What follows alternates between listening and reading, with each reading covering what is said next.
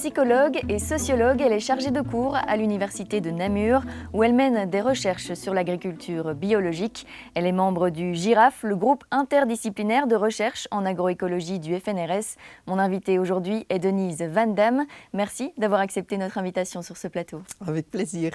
Première question, avant de rentrer dans le vif du sujet, expliquez-moi en tant que sociologue, quel est votre intérêt pour l'agriculture biologique? Comment est né cet intérêt?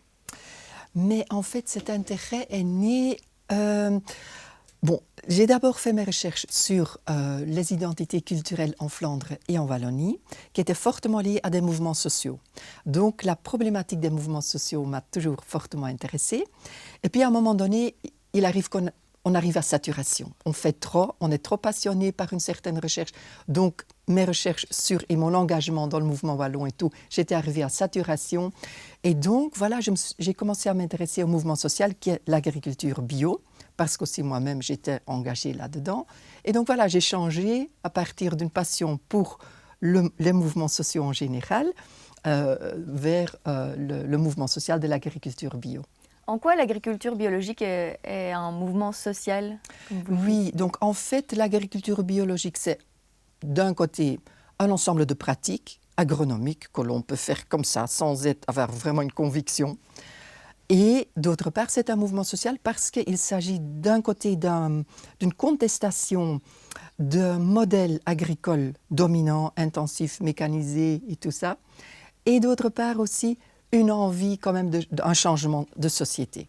Et donc, un engagement collectif. Donc, ça dépasse les simples actions individuelles parce qu'on se sent porté par tout un mouvement collectif. Et pouvez-vous nous faire un bref historique de l'agriculture biologique? Comment est-elle née? L'agriculture biologique en tant que telle est très vieille. La labellisation est devenue de façon beaucoup plus récente.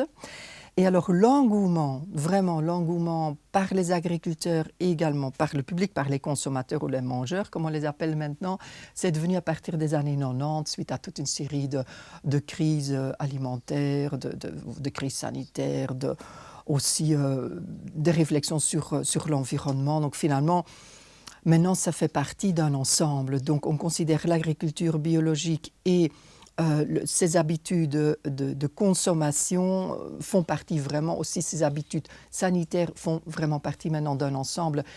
Et donc, le mouvement social s'est agrandi au fur et à mesure. Maintenant, il est totalement intégré, ou en tout cas en forte correspondance avec le mouvement de la transition, qui est une nouvelle forme de mouvement social assez récente. Donc, voilà, c'est vraiment toute une évolution très vieille, très ancienne, mais avec un engouement soudain à partir des années 90. Et puis maintenant, vraiment, il y a une très grande force qui vient de tous côtés, en fait. Et quelles sont les principales valeurs? Qu'est-ce qui lie ces personnes qui sont dans le mouvement social de l'agriculture biologique? Oui, donc en fait, il y a différents éléments. Donc, d'un côté, c'est le manger sain. Et bon, voilà, ça, c'est le truc le plus évident pour tout le monde. Puis, la santé du sol, donc la santé écologique de la planète, en quelque sorte. Mais également, et ça, c'est venu très fort en force, le bien-être et le travail des agriculteurs. Et on constate aujourd'hui qu'il y a de plus en plus de néo-agriculteurs, donc de jeunes, parfois des jeunes intellectuels, qui se convertissent, qui se mettent dans cette activité-là. Donc c'est vraiment à différents niveaux. Il y a la santé, il y a la santé du sol, l'environnement en général, et puis le sens que l'on trouve dans son métier d'agriculteur. Donc c'est vraiment une reconsidération de ce métier. Et on est de nouveau fiers de dire qu'on est paysan. Avant, le mot paysan était vraiment connoté négativement, c'était désuet, c'était vraiment comme une insulte. Et maintenant, on redécouvre vraiment la beauté et le sens du métier de paysan. Et donc, il y a de plus en plus maintenant de personnes. Ces différents acteurs justement dont vous parlez, ce sont eux qui forment les différents collectifs en agriculture biologique dont vous parlez dans l'ouvrage que vous avez coordonné? Oui, c'est ça. Donc il y a donc à côté des activités individuelles des agriculteurs, il y en a de plus en plus qui s'organisent en collectif. En collectif qui réunissent pas uniquement les agriculteurs, mais également les consommateurs. Et donc, par exemple, on a Agribio, on a Agricovert, on a les différentes AMAP en France. Donc, il y a artisans paysans. Donc, il y a de plus en plus d'initiatives où aussi bien les consommateurs, que les agriculteurs prennent une responsabilité, travaillent ensemble, discutent ensemble, et de plus en plus d'intellectuels aussi rejoignent l'ensemble de ce mouvement, de ces collectifs. On voit vraiment une augmentation de l'intérêt de la population Oui. pour l'agriculture biologique. C'est Oui. dû à une prise de conscience? Oui, c'est dû à une prise de conscience très générale. C'est aussi en partant d'une optique très holiste, où on dit il ne faut pas uniquement voir sa petite santé à soi, donc comme j'ai dit tout à l'heure, il faut aussi voir la santé de la terre, mais aussi le bien-être et l'épanouissement des agriculteurs et le lien donc dans le mouvement de la transition et donc aussi dans ces mouvements, dans ces collectifs agroécologiques, agriculture bio.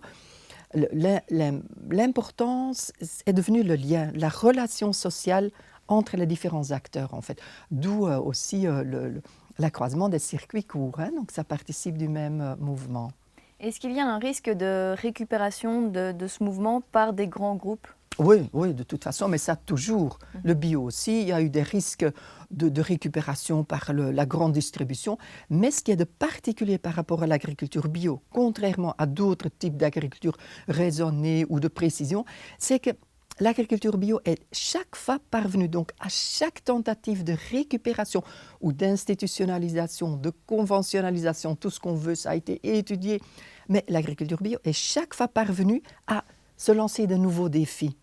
Et donc ça, c'est vraiment quelque chose qui me passionne dans ce mouvement. Comment, autour de quelle thématique, l'agriculture bio parvient chaque fois à renouer avec l'essence qui est le mouvement social. En fait. Comment elle y parvient justement? En élargissant sa base, sur demande aussi des parties prenantes, des consommateurs qui justement ne veulent pas être uniquement réduits à l'alimentation saine, qui vaille beaucoup plus large. Aussi, il y a un phénomène très important, l'intérêt des intellectuels aussi, des chercheurs. On a de plus en plus de chercheurs qui s'intéressent à cette problématique. Et ça, c'est vraiment essentiel. Parce que sinon, ça risque de rester vraiment une niche tout à fait fermée. Il faut que les chercheurs s'intéressent à la problématique. Parce que de là viennent des colloques, des conférences, de toute une série d'activités qu'on mène avec les acteurs sur le terrain. Là, ça devient super intéressant. Et tout cela, ça permet aussi d'informer le grand public? Oui, bien sûr. Oui, c'est le fait aussi qu'on intervient, qu'on participe à certaines réunions, qu'on est soi-même souvent les chercheurs dans le domaine. Voilà, on est actif, on est militant en quelque sorte de ces mouvements. Les ouvrages aussi. Donc je publie des articles dans des revues scientifiques, mais en même temps, avec mes collègues, on publie chaque fois des ouvrages à grand public. Et donc ça, c'est la porte ouverte aussi vers la lecture par tous ceux qui sont de près ou de loin intéressés. Et alors, il y a des demandes de donner des conférences, de participer à des activités. Voilà, c'est vraiment un ensemble, c'est un engrenage positif en fait. Vous avez vraiment vu une évolution depuis le début, depuis le premier moment où vous avez travaillé sur l'agriculture biologique à aujourd'hui? Vous voyez un intérêt grandissant? Oui. Au début, c'était quand même beaucoup plus limité. Maintenant, ça touche énormément de monde. Et donc, pas uniquement les consommateurs, les agriculteurs. Je vois surtout qu'il y a de plus en plus d'agriculteurs, aussi des centres de recherche. Par exemple, pour un exemple concret, je fais partie du jury de recherche Innoviris de la région bruxelloise. Et ça fait déjà pas mal d'années maintenant qu'ils promeuvent des recherches sur l'agriculture bio-urbaine. Et donc là, ce sont vraiment des recherches interdisciplinaires, transdisciplinaires, avec vraiment un but sociétal, pratique très, très précis. Donc on va même en ville, même les centres de recherche des villes commencent à s'intéresser à cette problématique. Donc oui, c'est fabuleux ça. Oui. Et comment se porte l'agriculture biologique aujourd'hui? Mais l'agriculture biologique se porte bien. Donc c'est vraiment, il faut qu'elle se porte bien parce que sinon c'est quand même le mouvement dominant, donc le modèle, pas le mouvement, le modèle dominant de l'agriculture intensive. Donc on n'a pas le choix, il faut que l'agroécologie, l'agriculture bio, il faut qu'elles avancent en force pour contrer, parce qu'il y a la PAC, il y a tout le modèle industriel, agricole, Monsanto, tout ce qu'on veut. Sinon, on va vers la perte. Donc, il faut que les citoyens, les chercheurs, les agriculteurs, il faut que tout le monde se mobilise. C'est une nécessité. Donc, et parce que c'est une nécessité aussi, ça passionne pas mal de monde. Vous parlez d'agriculture biologique, d'agroécologie, on entend aussi d'autres termes, agriculture de conservation. Oui. Vous pouvez nous expliquer brièvement la différence entre ces différents termes? Mais en fait, l'agriculture de précision, l'agriculture raisonnée, c'est plutôt quand même des techniques précises. Et ces techniques précises participent au mouvement qui est l'agroécologie et qui est l'agriculture biologique. Mais donc l'agriculture biologique garde quand même son identité de mouvement social. L'agriculture écologique aussi, donc, mais donc les autres sont plutôt des techniques précises sans vraiment avoir atteint le niveau de mouvement social. Et maintenant, pour l'instant, l'agroécologie et l'agriculture biologique, ils sont très forts liés. D'ailleurs, dans le groupe de recherche, le Girafe, on est pas mal à travailler sur l'agriculture bio, mais également sur l'agroécologie. Donc, il y a un mouvement de rapprochement. Aussi avec le commerce équitable. Finalement, voilà, tout est lié, tout est complètement lié. Ouais. Et en ce moment, vous travaillez aussi sur l'apiculture biologique. Oui, pourquoi cet intérêt? Mais l'intérêt pour l'apiculture biologique, ça découle de mon intérêt pour l'agriculture biologique.